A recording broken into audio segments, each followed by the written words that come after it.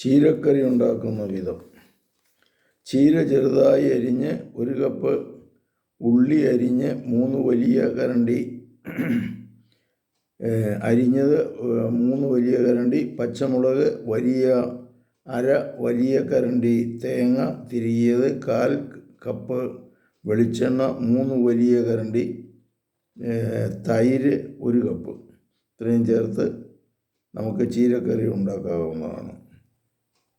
ഉപയോഗിക്കുന്ന വിധം: 3 വലിയ കരണ്ടി എണ്ണയിൽ ഉള്ളിയും പച്ചമുളകും വിതറുക. പിന്നീട് തിരികിയ തേങ്ങ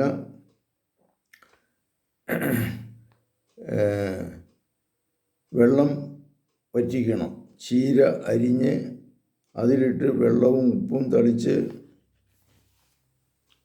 വയ്ക്കണം. പാകത്തിന് വെന്ത് കഴിയുമ്പോൾ താഴെ ഇറക്കി വയ്ക്കുക. തണുത്ത ശേഷം തൈര് ഒഴിക്കുക. 2 വലിയ കരണ്ടി എണ്ണയിൽ പാകത്തിന് കടുകും ഉഴുന്നുപരിപ്പും, അതിൽ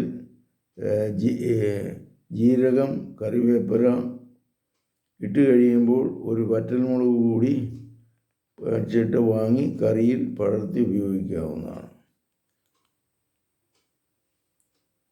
പരിശുദ്ധ പരമദിവ്യകാരുണ്യത്തിന് നേരവും ആരാധനയും സ്തുതിയും പുകഴ്ചയും ഉണ്ടായിരിക്കട്ടെ. ഈശോ മിശിഹായ്ക്കും സ്തുതിയായിരിക്കട്ടെ.